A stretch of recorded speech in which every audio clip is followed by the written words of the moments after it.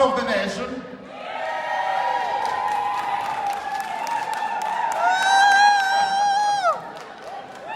Mama Solo.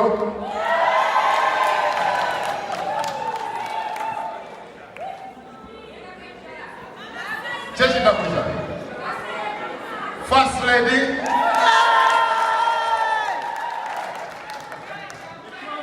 DJ Banks, microphone dala. And I'll be the more one choir. Microphone dala. The chosen one. DJ, microphone.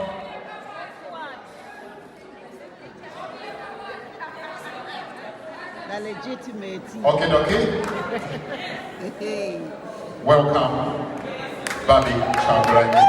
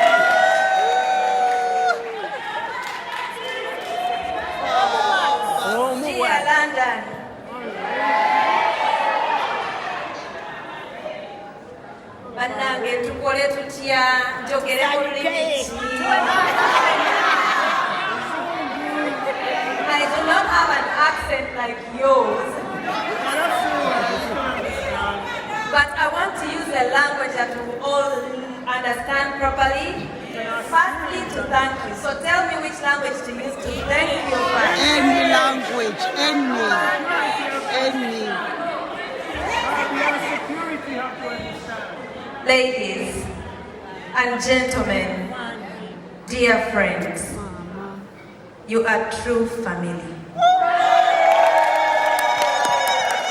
Thank you very, very, very much for turning up today.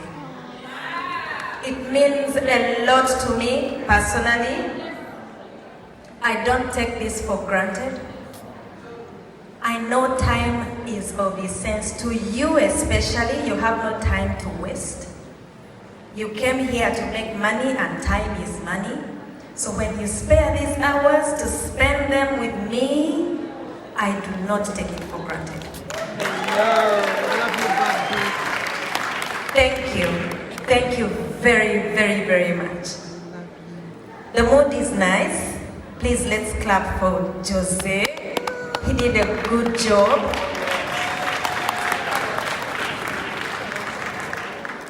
I am very, very pleased to be in this house, in this hall, and to share a platform with very strong women who shared very important points. I do not know if all of us were attentive, but this that you shared here, dear ladies, is valuable.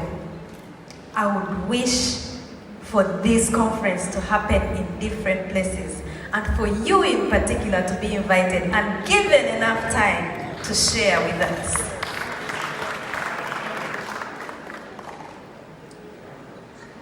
I have been asked to talk about my experience with working with teen mothers. I will give you a background of who I am Because, like the lady I was seated with shared with us, your background determines who you become. It determines what you stand for. It determines how you speak. It determines which way you take in life. I am from a village. And if you want to know a bit of the very nice and most memorable things I saw growing up, they're in that book. That small book, it has only 82 pages. But it describes only the nice things I saw growing up. So it is more of a lot of comedy in it. And it gives you an insight on the nice things I saw growing up. So whoever managed to buy a copy, I am very sure you're going to enjoy it. If you didn't get a copy, I'm very sorry, they are sold out already. But Jose is going to have copies by the end of next week. Yes. I would recommend that book for your children, actually. Then they will understand where you grew up from. I grew up in a village called Chempene. I grew up from the western part of Uganda. I grew up in a community where we spoke 3 languages. We spoke Runyankore, we spoke Ruchiga, and we spoke Kinyarwanda. Wow. It's a community of true Ugandans, born and bred in Uganda. We had 3 different cultures. The Banyankole mainly raised cattle. The Bachiga were farmers. They tilled the land. They loved sorghum. Irish, they are strong people, very passionate, and they speak the truth bluntly, just as it is. The Banyarwanda love their yogurt, they love their cattle, and they stick to speaking their language even when they're in a community where they are the minority. Oh, yeah. Oh, yes. So I speak those 3 languages very, very, very fluently. One moment you'll wonder what type of Ugandan I am. Depending on which language you hear me speak of those 3. I am privileged to have been raised in that community. Amen. Because I am a 3-in-1 Ugandan. 3-in-1. I very well understand how the Bachiga live. Oh, yes. I very well know what the Banyankore do and how they live. And I can assure you, I would speak Kinyarwanda for a year without beating any bongos. Where I grew up from, these 3 cultures had different ways of treating children.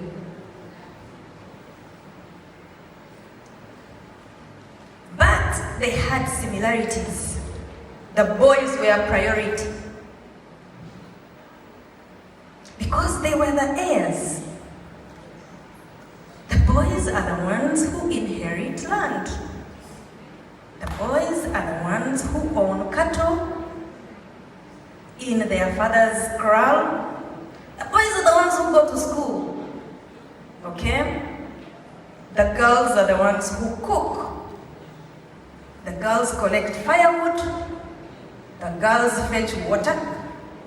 The girls raise the children. And the girls make sure everybody is happy. In our community, the girls were not of so much value. But their value was seen when it was time to do chores at home. But there was never any future plan for them because they believed that the girl will go and live somewhere else when she's married.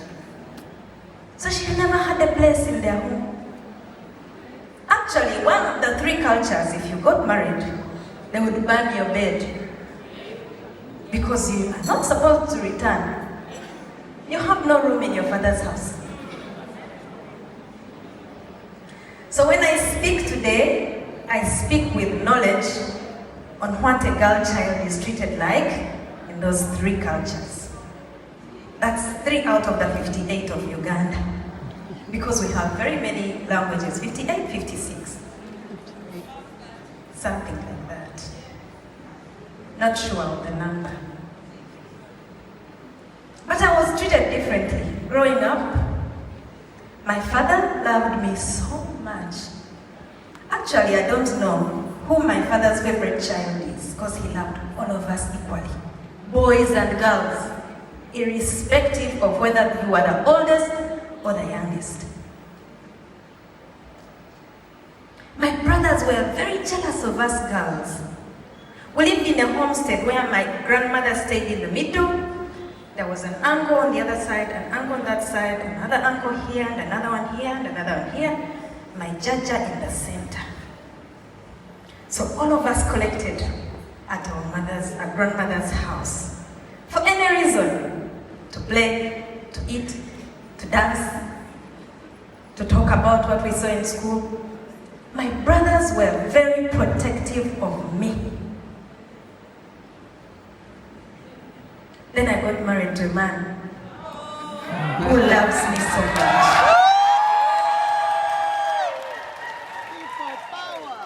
So when I speak about the experience I got growing up, I am speaking from the side of a privileged child. Amen. In a community of unprivileged girls. Oh, yeah. Do we all understand? Growing up, I had friends who were my friends for a short while. Most of them got married off in their primary 6, primary 5. Most of my childhood friends are grandmothers, almost being great-grandmothers. I loved to play dodgeball. Oh, I loved weapon. I still do. Whenever I get a chance, I play weapon. But I have this sad memory from my childhood. Our weapon team was never solid.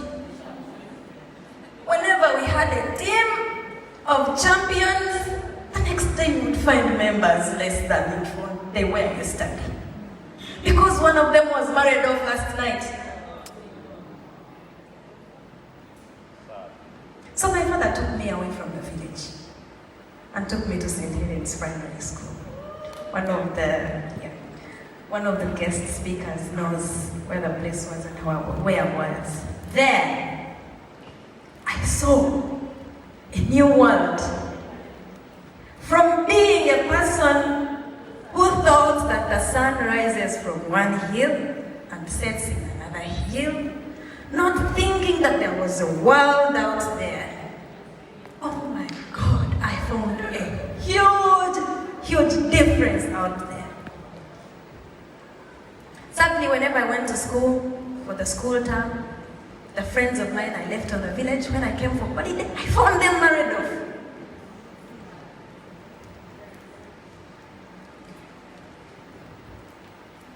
I was a happy child. But I didn't have friends for long. No wonder I don't have so many friends. Because I learned that if I get a friend, the next day they'll be gone.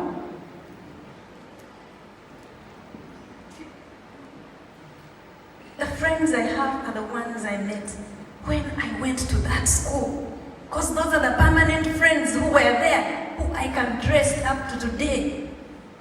Who you will meet and say, oh, we were together in primary 7. But I do not know who I went to school with in P1, P2, P3, up to P5, who is still on that village and who did not get married early. That impacted my passion for the girl child.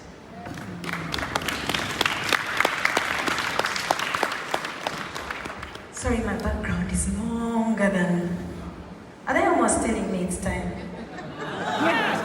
You've got the whole night. You have the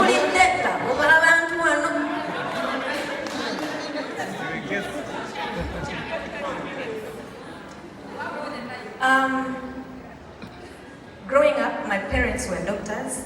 Actually, my uncles were doctors, my aunties were doctors, my parents were doctors.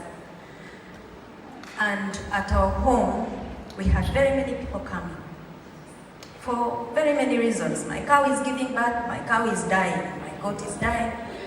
And we cooked tea 24/7.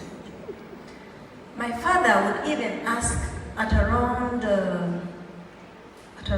4 in the evening, when a visitor came, he would say, I'll say it in Uganda, "Mbarabye muli emmere wano. Mujjulira omugenyi lunch." When he knows that you finished eating lunch at 1. Growing up, I was taught to improvise a meal quickly. Because there was somebody who needed to be fed immediately.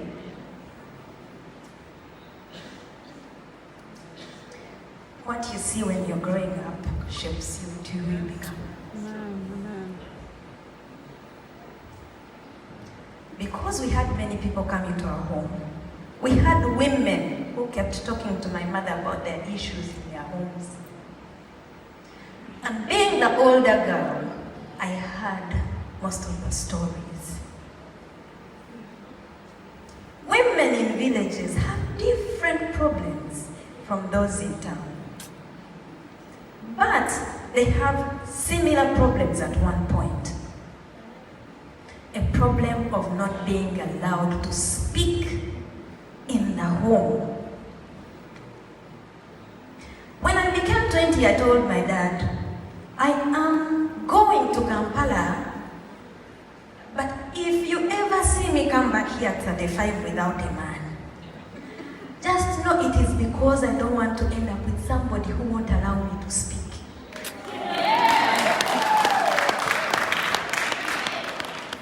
Some cultures I would never marry because I knew they don't allow women to speak. When I said it, my mother was hearing. She said, "Mwana wange, onofumbirwa ani okugenda okuleta mama mpatiko." God had prepared somebody for me.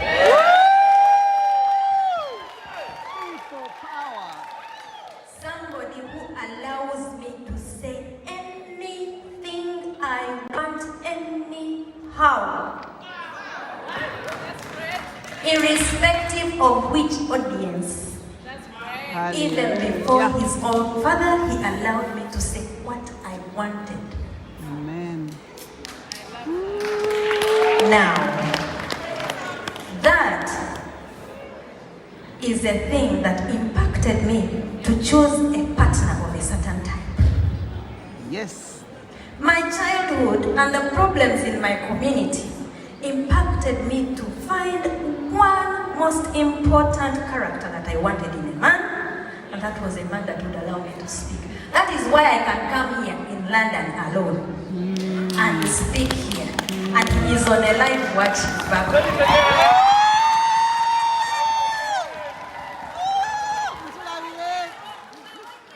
So when I married this man, I finally got a voice.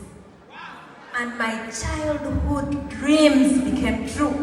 And my most important dream was to speak for the girl child deep down in the village who would never speak for themselves. To be the voice of that girl who got married long time ago against her will. And is in a home where she cannot even say more. Sad.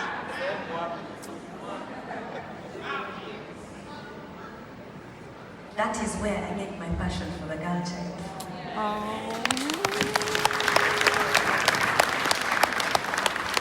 So I studied social work and social administration in Makerere because I really wanted to work with people.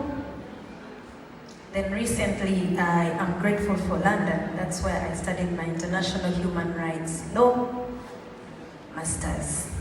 Just graduated a few months ago. Na your masters nagisomerwa nnakwe gye tulaba ewaka. Yes! That one bansindikkirizo Because I want us to be able to understand what human rights is when we finally get to where we're going. Oh yes, people power. For social work, I wanted to be able to work with these girls with a certain level of knowledge on how to work with them. Oh, yes. So we started Caring Hearts Uganda. Caring Hearts Uganda works with mainly teenage mothers. And this brings us to my topic today. What has been my experience working with the girl child, especially the teenage mothers back home? I started Caring Hearts Uganda with friends. Some of them sought asylum during the Arua time. We got issues and they had to run out of the country. Some are still home.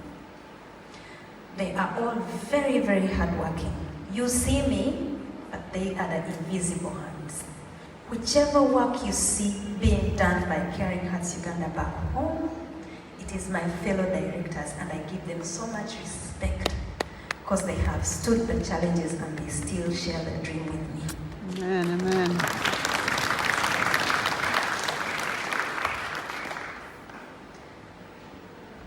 We have noticed that there are problems that lead to teenage pregnancies back home. Yours could be different from ours, but I'll share what I know. Back in Uganda, teenage pregnancies are caused by very many reasons. Most of the girls end up being pregnant because their parents do not want to take them to school. When they start to menstruate and they miss the 2-3 days of going to school, and they miss those days because they have nothing to use when they're in their period. So they can't go to school while they are using clothes. They stay home because it is comfortable to stay home during that time. So when their fathers notice that they are missing school, every month or 3 days, they realize that these ones have grown. So most of these girls get pregnant because their fathers have refused to pay school fees and want them married off. So when their fathers realize that they are in their period and they are growing, they stop paying school fees.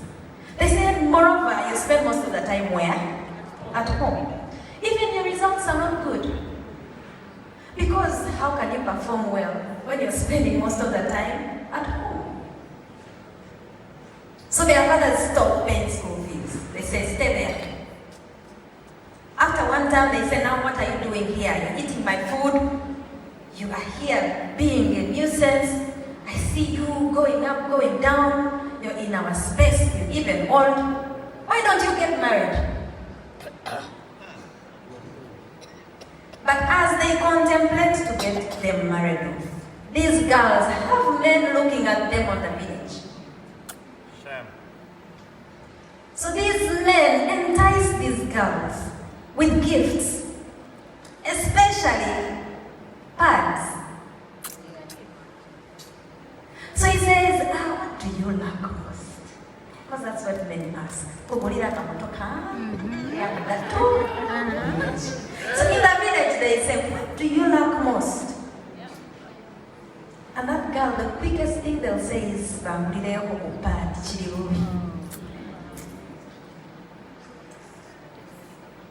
nothing is for free. There's always payback time. So these girls have to pay back. And they end up pregnant. Bazaalira ku nzijja nga ne be bazaddemu tebabaagala nga ne bataata baabwe babagobaganya, and they are young. So they become outcasts in the community. The community doesn't want to see them. The parents don't want to see them. The ones who made them pregnant don't want to see them. They don't want them to go back to school because you're a second-hand daughter.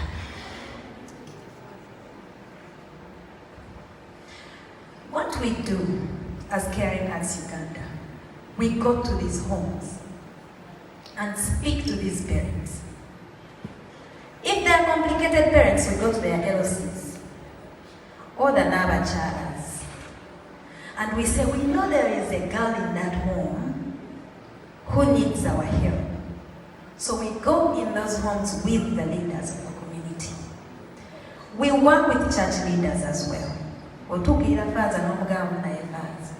Mukatoliki yaganye nno muwala we akola ki yazaalidde ku luggya. Naye amukola kyamugobaganya. So we go to these homes and pick these girls. We get one place. We get a number of them, 30, 40, 50, depending on the numbers of the village. And we ask them what they would want to learn to do as a skill. So we offer hairdressing, we do tailoring, soap making, rug making, very many different things, depending on the area we are in, because different things sell in different communities. And we train these girls. We have been doing this mainly in tailoring. We train them and then we give them a startup capital, which is a sewing machine and material to use. And then we monitor them and see how their businesses are going. We advise them and teach them how to save. We teach them customer care. And then in the long run, they can be able to earn something for themselves and their parents.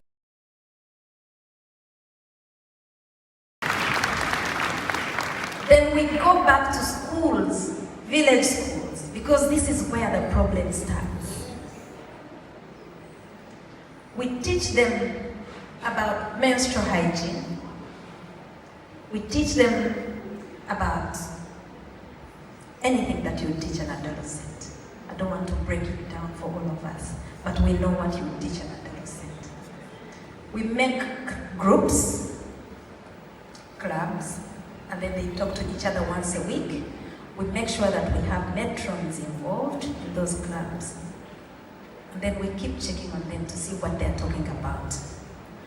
These schools, we teach them how to sew their own reusable sanitary pad. You stitch it with your own hands, and you use it, and you wash it.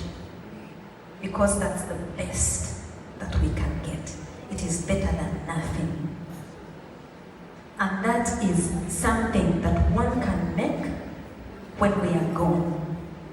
That is a skill they can teach to their little sister and their friend. That is sustainable. It is better than giving them a disposable pad. Until then, they can have something to wear when they are going to school. So they are able to stay in school. There is a speaker here who gave us benefits of an educated mother. So we want more educated mothers.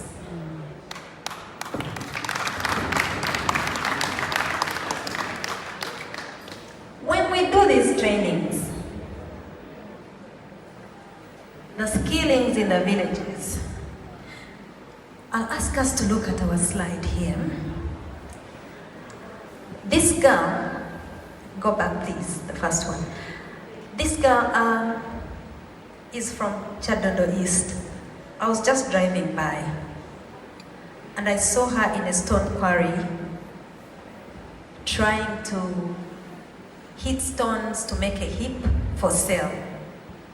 So I went by to have a chat with her. She was a teen mother. And she told me that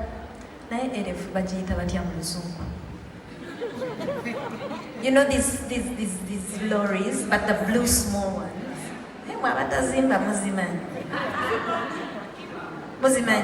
Tipa nene nyo. There's a smaller one. But it's erefu. Ya blue.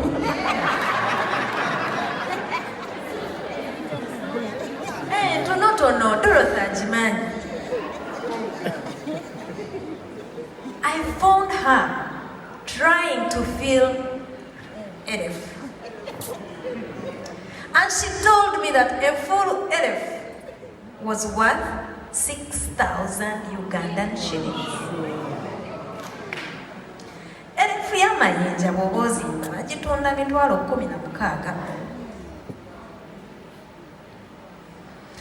So I talked to her and then we ignored her. That is where our skilling training for teen mothers began. She was our pioneer. The next slide is her on her stall. I just bumped into her, just went. I did not tell her I was coming. And I found her at work on her stall. All that is her stock. Look how pretty she looks. She's now fatter. But the baby is still young. That is just a few months later. That means there is no big difference in the time from when I had met her and then. Can I have another slide, please? This one is another teen mom from the same village. Her story is next, the next picture. I met her and I gave her a sewing machine because she told me she had a skill in tailoring but she didn't have money to buy a sewing machine. So I got her a sewing machine. And the first picture was her stall. Then let's see the next slide. She called me after 3 months and said, Mama, I want to be the one to teach those teen mothers that you are bringing on board, free of charge.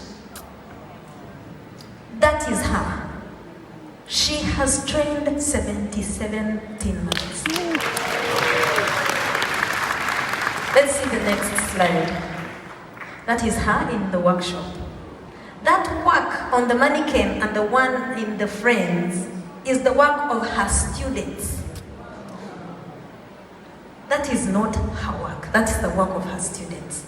Let's see the next slide, please. So, let's first go to the next one. The next one? Yes.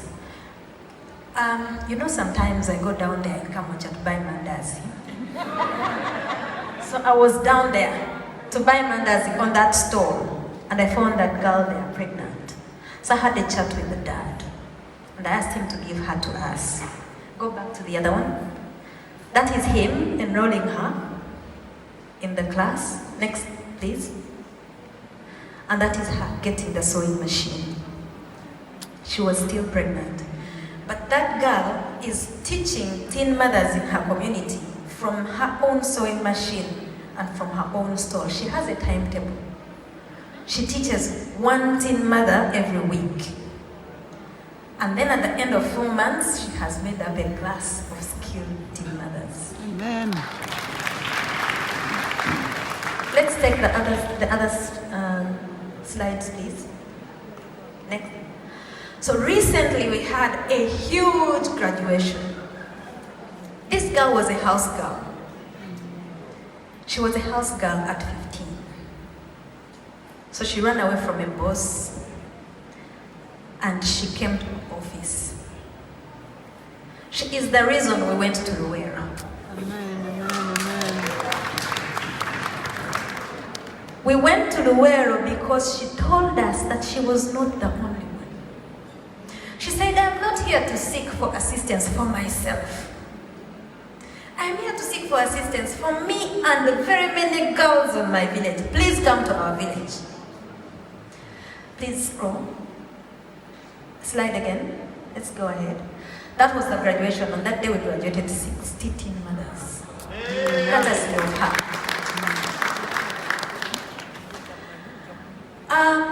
Why am I giving you these slides? It's because I want you to know that when you plant a seed, that seed bears more fruit. So what we are doing is benefiting more than we can even imagine. We cannot go far, but the people we teach and the lives we touch go further than we can believe. Amen. So whoever is here and is touching a life, just know that what you are doing does not end with that one person. It goes far beyond than your mind can imagine. Let's slide, please. Yeah, that's the graduation. Again, let's have more slides. That's a teen mom breastfeeding on her graduation. Yeah, let's scroll, please. More? Do we have more pictures? Okay, I sent in pictures of us having our hand sewing reusable sanitary pad classes in village schools. In our classes, we invite boys and girls in equal number. We do not want a world of empowered women who are going to find men who are disempowered. Oh, yes. We don't want women to shout more than men. We are empowering them to be able to live together and respect each other equally. We want the men to understand the problems of women so they can respect them more.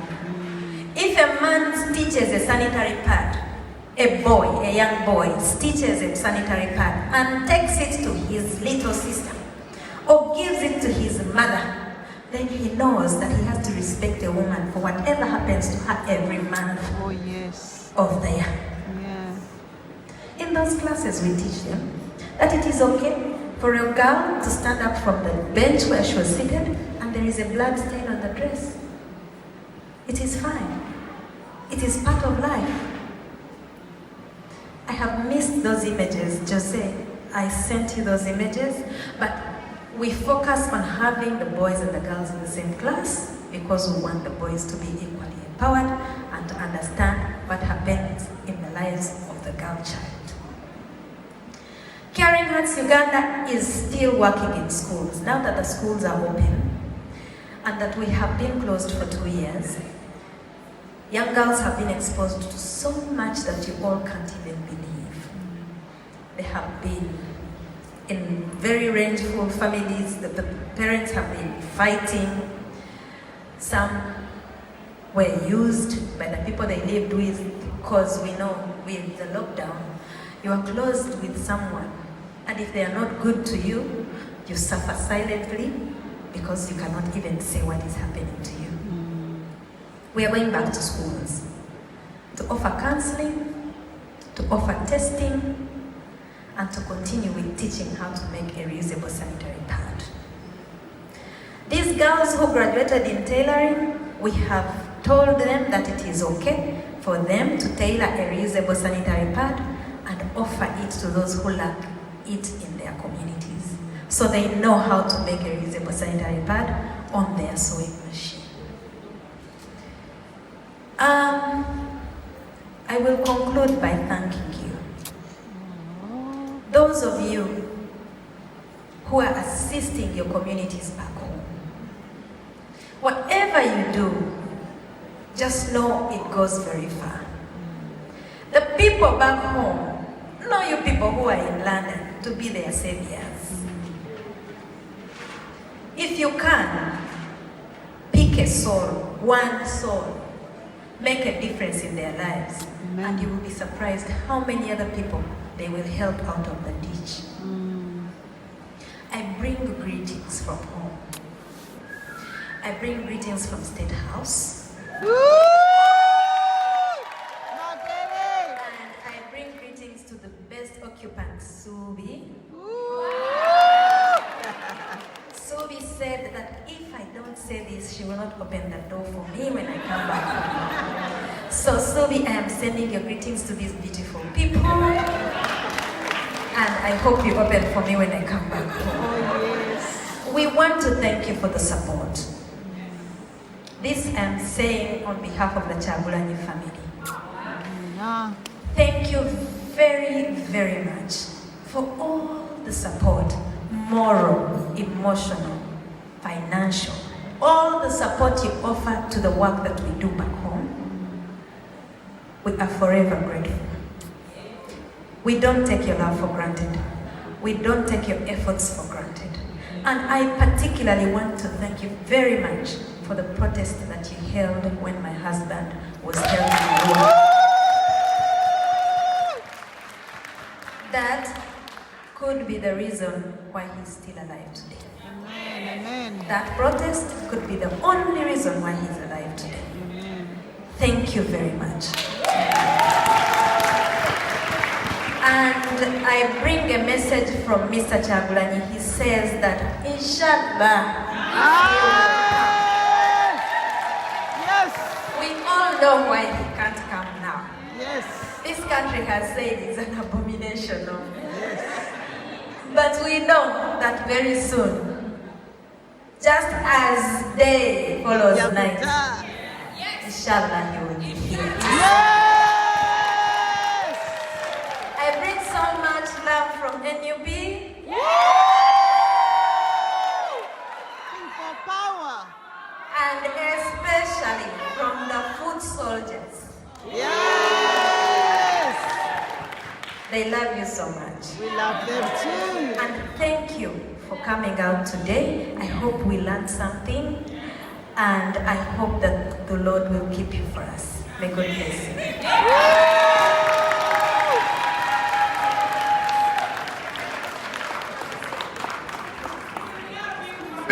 Before you go, I would like to thank you so much. I think everyone is been empowered. Just say to your neighbor, I am empowered.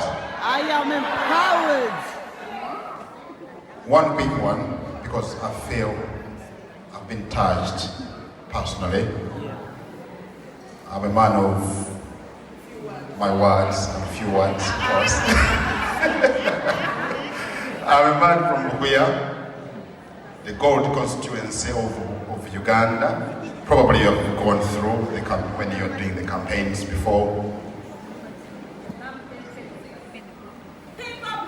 Our power. People power. Jejo. What about principle? Mugambe, you yourself and the principal, you've been invited in Bukuya. This is an invitation, especially from me, James Muga, Abe Bukuya, Bagala Kubalabako.